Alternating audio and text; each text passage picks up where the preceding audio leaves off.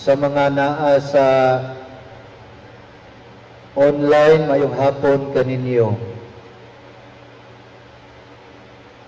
Usa kay gayon ni ana, sa ako pa'y nagbantay sa mga bata, sa mga abandoned children sa among center, gisugo ko sa among kusinira pagpalit og lamas, sibuyas, kay kulang ang lamas. Modong gikuha na ko ang motor, nagdali-dali taong ko, perting layua. Nagsugod na siya gluto, unya walay lamas. Ikuyog na kung usa namo ka mga bata. Tungod sa pagdali-dali, pagbalik na ko, pagsulod sa kasada nga pasulod dito sa center, giobertikan taong ko motor ug nagbanggaan na mi. Maayong pagkatumba nako, kauban tumbata, hasta ang motor, pero salamat sa Dios, wala mi nangasamad. Ang katong nakabangga, perting aga sa dugo, no, naa sa among sinina. Ako wala dahil kumutindog, ang bata akong gipadaplin, akong giingnan nga dito ra ka sa daplin, kay naman ko sa tunga sa dalan, nag-helmet ra ko. Wala ko mulihok, naglingkod ra ko sa motor. Daghan kay ni Agi. Pero okay lang, wala bitaw sila kaila, tainted man akong helmet. Daghan kay ni Agi. Na mga ni Agi, gikan sa nagsimba, nagitanaw ra sila. Pero usara yung katawa ni Agi sa ako, nakasando, nakashort, na perting daghanag tato. Mauro kay miduol sa kuha, miingon, Brad, okay ra ka, Brad? Brad, patindugon taning motor kay nag-awas ang gasolina. Brad, wala kay samad. Brad, padaplit na diri kay na-traffic na. Mga igsuon, sa gibuhat sa tao sa ako, na-touch kaayo ko. No? Tungod kay, abi na ako maldito. Ito magtato. No? Tanaw ni mong dagway, ungas kaayo. Hadlok. Daghan kaayo gariyos. No? Tatuon God. Pero wala man dahil siyang itsura, ang iyang pagkamaayo. Ang iyang pagkamaayo, dili makita sa iyang tato. Ang iyang pagkamaayo, asa nakita sa iyang pagbuhat, sa iyang buhat, sa iyang pagtabang, sa iyang kasing-kasing. Mo siguro ni ang buot pasabot ni Jesus sa atong ebanghelyo karon nga before nato i-correct ang uban, tanawon usa nato ang atong kaugalingon. Karon baya nga panahon, judgmental kayo ta. Diba? Makakita gani kagdagat tato, maldito adik. Kani ipatukhang nato ni. Makakita ganita, makakaila ganita nga nay nakasala nga ingon ani, diri-diritso dayon ta. Way kaluoy mo judge dayon ta. Ato ba na napamalandungan? Aduna ba'y usab, ano ba'y usab pagtan-aw sa tong kaugalingon? Sa dili pa nato hukman ang uban, nagatan-aw ba ta sa tong kaugalingon? Limpyo ba ta? Tama gini si Jesus. Before mo tanggalon ang truso sa mata, sa maigsuon, tanawa usab, tanawa sa imong kaugalingong mata. Tanawa ang i-examine una ang imong kaugalingon. Ang atong unang pagbasa nindot kaayo, kay nagkaingong kung unsa ang bunga, mao ang kahoy. No? Kung unsa ang kahoy o ang punuan, mao ang bunga. Wala pa man ta nakakita nga durian na munga og santol. Posible kaayo na, no? Diri sa basahon ni Sirach, gigamit ni nga image nga imahe, no? Kay ang mga maayong buhat, mga igsuon, 100% mamunga gidig mga maayong buhat. No? Ang daotang buhat mamunga gini og daotang buhat. No?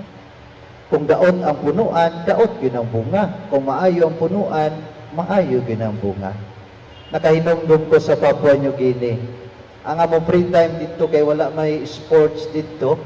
Kauban ako nga pare ang among free time garden.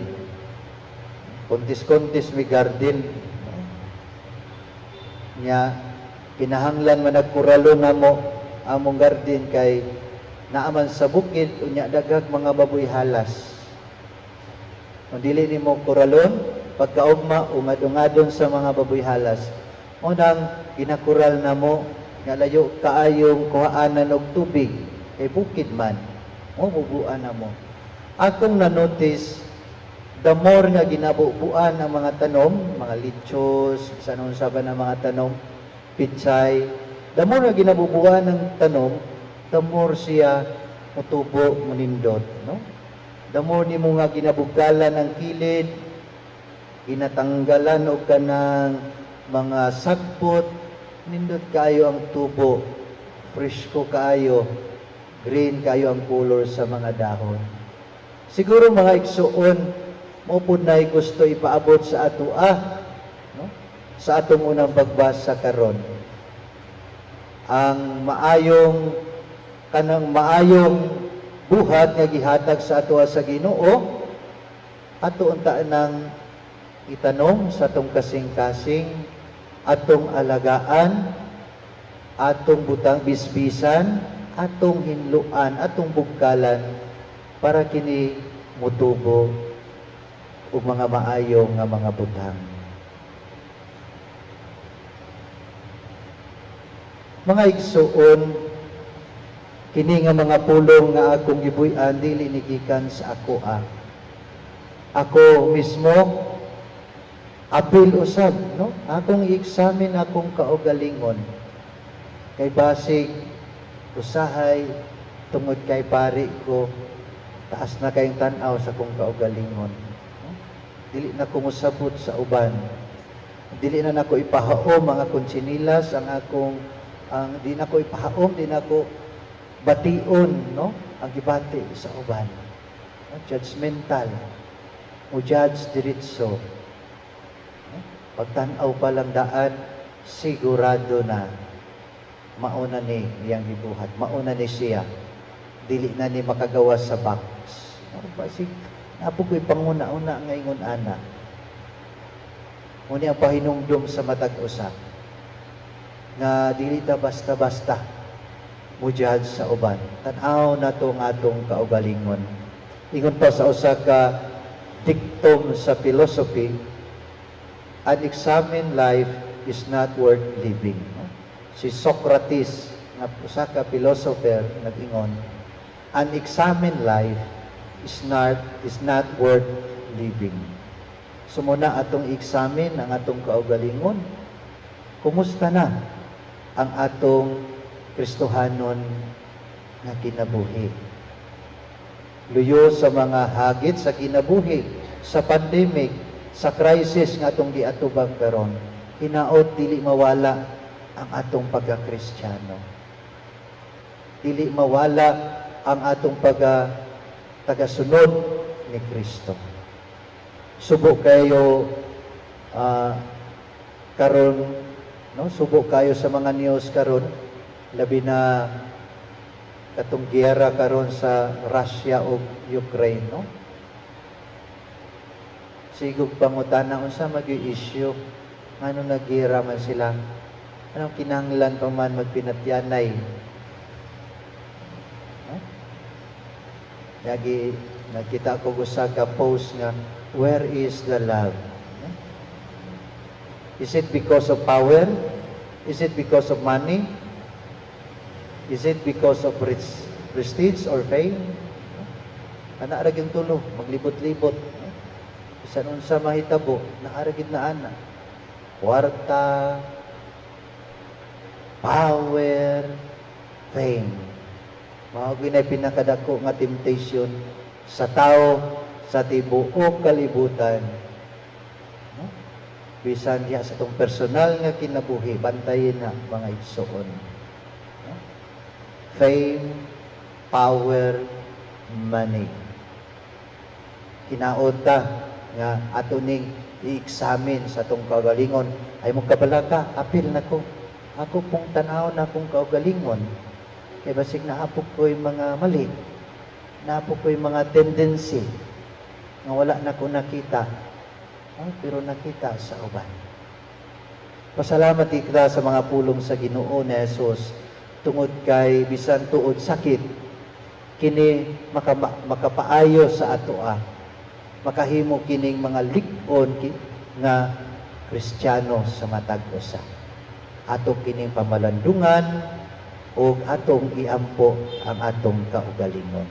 Palihog manindog